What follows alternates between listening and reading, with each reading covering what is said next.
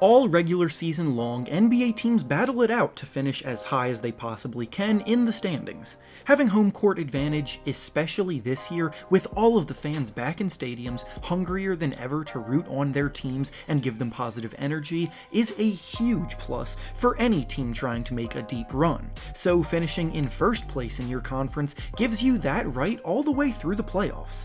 This season, the winners of that advantage were the Utah Jazz and the Philadelphia 76ers, with the Sixers being the focus of today's video.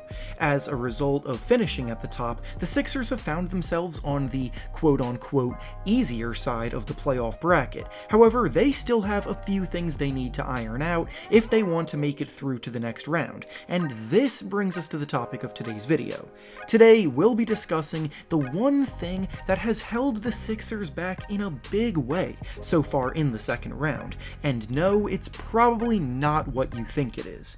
Before we start though, it turns out about 62% of you watching right now aren't even subscribed to the channel, so please, if you enjoy the content, consider hitting the subscribe button, as not only does it help out a ton, but I would also very much appreciate it. Now with that being said, let's begin. Ben Simmons has been a controversial player in the NBA ever since his emergence as a rookie. However, he is not what we will be focusing on today. People always seem to be willfully obtuse when discussing Ben's game, but the fact of the matter is that he's been performing at an incredibly high level in the role that the team needs him to be playing in, which is locking down on defense, pushing the tempo, and playmaking for those around him. His scoring will come and go depending on how the game is going, as he's shown he's capable of scoring over 20 points in a game, as well as scoring in single digits, with the team's success still ending up relatively in the same place based on how games have gone. And last night, it was on display when he embraced the defensive matchup on Trae Young and slowed him down completely after Young had come out in Game 1 and torched the team. This now leads us to what I did want to address, which is actually two main things. The first one is Doc Rivers' questionable decision-making in important moments, and the second one being the complete lack of bench production from the team so far, which actually relates to point one, and I'll get into how that is so later on in this video. So starting with the first one, Doc Rivers has been a highly regarded coach in the NBA for years now. He was the head coach of the 2008 Celtics team that won the title, he's always led winning teams to make the playoffs, and the players themselves never seem to have a bad word to say about him. However, that doesn't mean he doesn't come without his flaws. One of the biggest criticisms over the years about him has been his stubbornness with his rotations and his ability to make adjustments when things go south, and his track record doesn't exactly negate that. He has, after all, been the coach of 3 teams over the years that have blown 3-1 leads in the playoffs, which is almost unheard of because the number of teams that have actually failed to win a series after going up 3-1 is 13, so Doc has coached about 1/4 of those teams. He's also coming off of one of the most embarrassing instances of this occurring just last year when he was coaching the Clippers, who fell to the Nuggets after going up 3-1, and that eventually led to him being fired, so you would think by now he'd be more willing to change things up, yet here we are coming to why I'm discussing this video in the first place. In Game 1 of this series against the Hawks, Doc originally matched Danny Green up with Trae Young on defense. Danny Green is a former member of the All-Defense team, he's a multiple-time champion, and he is a savvy veteran that has played a big role on the team all year long. I get all that. However, he's also getting up there in age, and his lateral quickness has unquestionably slowed down a ton, to the point where most quick guards blow by him with relative ease nowadays. He's still a plus defender overall when he can match up with players who don't rely as heavily on their speed, and his rotations and overall team defense are definitely very good as well. However, putting him on someone as quick and crafty as Trae Young is a recipe for disaster, and it was on full display last game. Trae absolutely torched him and the team, he got whatever he wanted on the court wherever he wanted, and the Hawks built up a lead too big for them to overcome in the end. The 76ers aren't exactly a team lacking in perimeter defenders either, so this decision became even more baffling.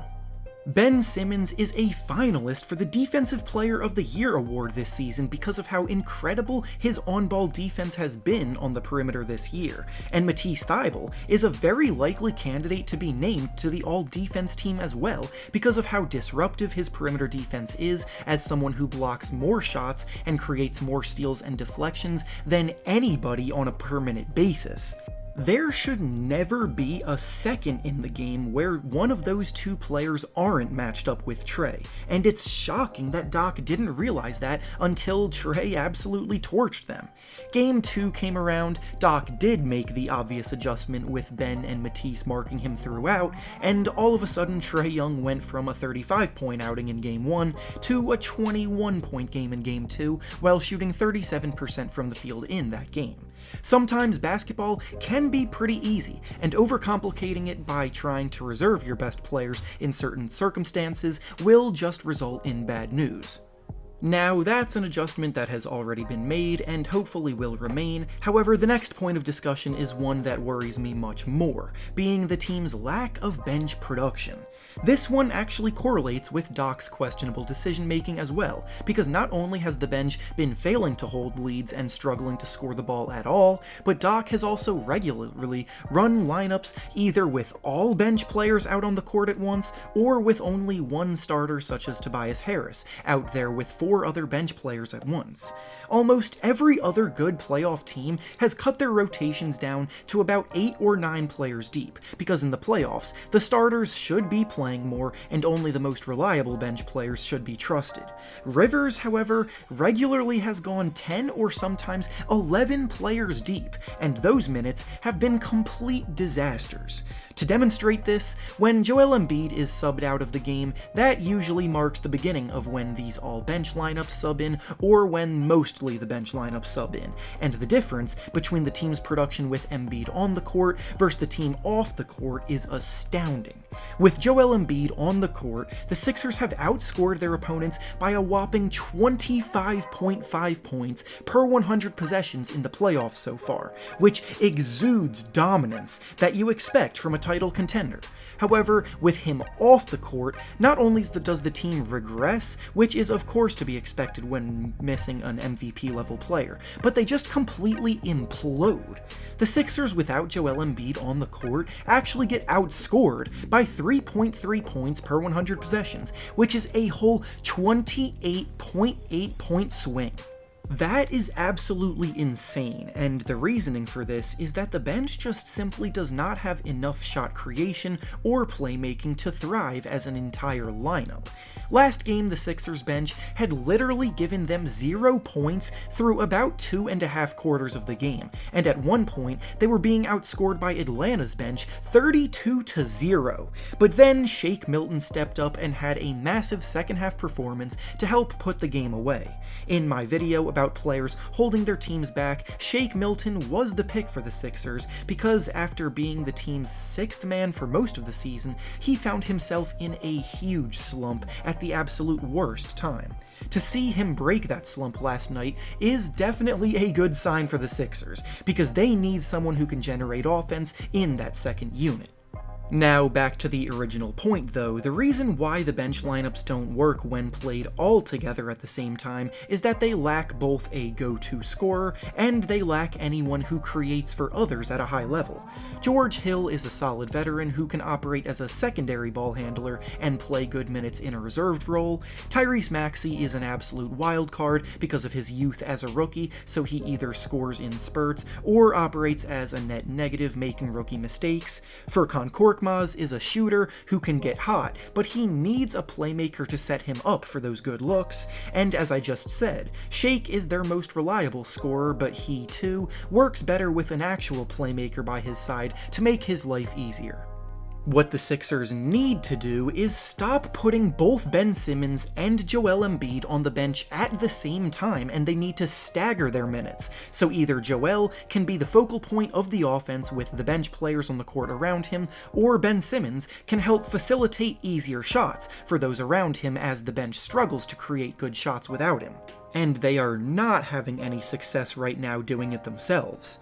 Luckily, these are little tweaks that should be able to be made without much issue. However, because of Doc Rivers' past, they are still a bit worrisome. If the Sixers want to be able to contend against the winner of the Nets vs. Bucks series, they will need to do everything they can to minimize mistakes, and that includes decisions from the coach, just as much as it includes the players.